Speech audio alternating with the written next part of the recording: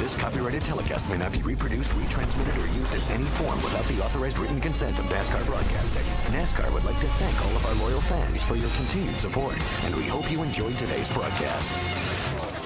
Pass, that's really difficult to do. Around in front of him goes Brian Eichler, sideways through turn 2. He's going to keep it out of the outside wall. Caution flag is out. So Eichler brings out the first caution as we've completed 10 laps.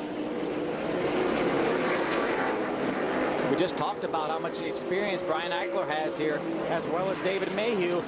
And the first caution is for a spin by Brian Eichler. Kyle Busch was watching this race after just winning that nationwide race. And you see him go sideways. Himself. That's how hard it is to run one of these things around here. Couple of strong runs in a row by this team. It's really good to see that. Around goes Ricky Carmichael in the 4. Right in front of the grandstands. Also slowing behind him. That's the 63 of Jack Smith. Yeah, Jack got caught up in the aftermath, it looks like. Ricky's got a lot of damage to the left side of that truck. We'll have to have extensive repairs. Yeah, look at the left rear corner of that monster Chevrolet. Or if it just got loose, he got loose up under Miguel, it looks like. Got loose right there. Fortunately, he didn't take Miguel with him. Look at Ty Bodine. Watch Ty Bodine drive by on the inside. Brendan gone on the outside before Ricky back up into the outside safer. Darlington, I added their age together, and I was older than both of them together. That's when you start to look around and think maybe a TV booth might be the place you belong. How about Parker Kligerman as we see the caution come out once again? This time it's for the 23 of Jason White. Looks like a right front tire. Right front down on that 23. That's really tough right there, Phil, because he needs to get back to the pit, but going that fast, he could drag a sway bar arm. Another one with Brian Eichler. This is Victoria Island board. Obviously, Jason knew something was going wrong, and very fortunately, I think he felt it as he... Joey Coulter. Johnny Sauter backing up now as Joey Coulter has taken away the second spot. Side by side right behind them, James Busher, the 31, the 88 of Matt Crafton. Here comes my guy, Matt. I looked into his eyes and believed what he was telling me. He sold you, huh? He did. I'm all in with Matt tonight. Busher now working. And we got the 33 of Hornaday around, bringing out the 4th caution. Gets that thing now. We got a spinner on the front straightaway. He's going to hit the wall. Golly. 66, Justin Marks. Hard into that inside wall. So the front end of his truck totaled. And that's a shame. You come to Iowa and figure out a way to find the only wall that doesn't have safer barrier on it. He broke that wall.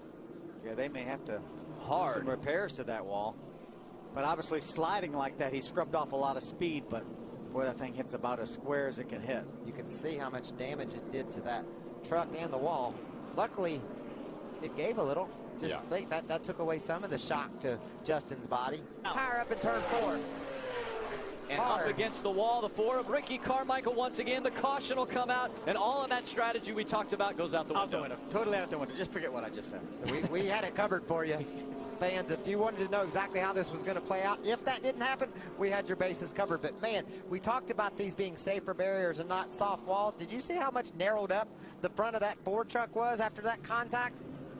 Must be 3 feet narrower now. It's been a rough race for Ricky Carmichael. Damage to the rear of that truck, now damage to the right front, the whole right side. It's been a rough year for Ricky Carmichael. Big crash up at Dover. Had a bad crash at Darlington. Been really competitive in the races. He's been able to get to the end. See him, right front tire goes down, Michael, and nothing he could do about it. He'd locked the brakes up, and it actually spun the truck a little bit sideways. But Matt doesn't have any defense for that. His defense when he's on the bottom is pinch him down, take his line away, and he did it masterfully. What a great job by Matt Crafton. Austin had a bit of a run, and Matt moved up the racetrack to stall that run. Joey Coulter's on board right there, running behind the 13 of Johnny Sauter. Yeah, that's 3rd, 4th, and 5th right here. Crafton able to get by the lap traffic a little bit easier. Dillon held up. Now there's 6 truck links between Crafton and Austin Dillon. Huge advantage for Matt Crafton through those lap trucks right there. Gained about 5 truck lengths. That may be insurmountable right now. Could be the biggest move of the race for Matt Crafton, able to get by the slower lap traffic. Here's a great battle. building between Sauter and Coulter. Coulter trying to take away fourth from Johnny Sauter. Again, Johnny Sauter, your points leader coming in, but a close battle here in the Camping World Truck Series. 5 laps remaining when Crafton crosses the start-finish line. Austin got there, but he wasn't able to make the pass, and now he's losing ground to Matt Crafton. I think maybe Matt says, darn, I got this, baby. Good run through the center of the corner for Joey Coulter. He has a lap truck, and the lap truck moves down in front of Joey Coulter. And so Coulter has to back up. Loses the spot back to Johnny Sauter. There's your race leader. Going out of the screen to the left.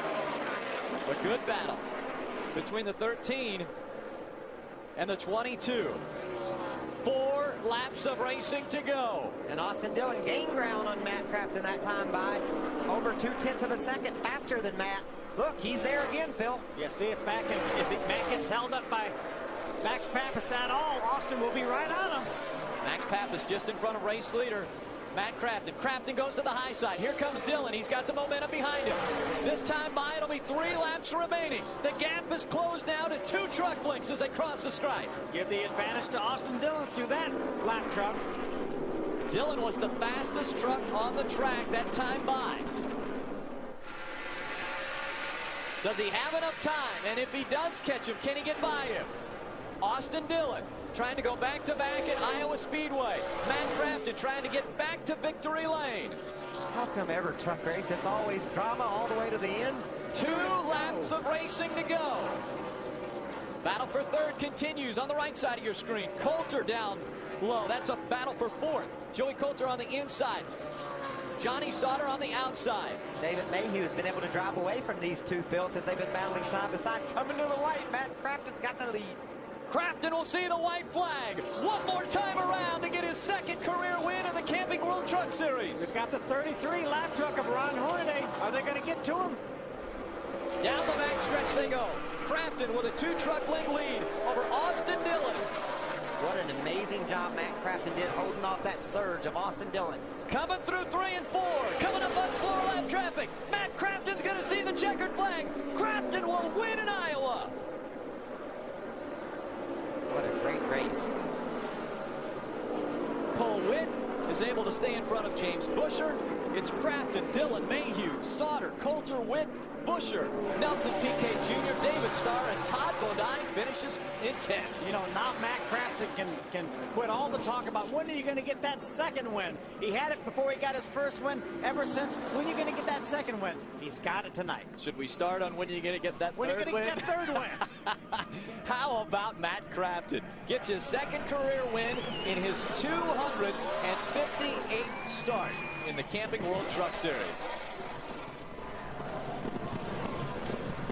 And he did it in such amazing fashion.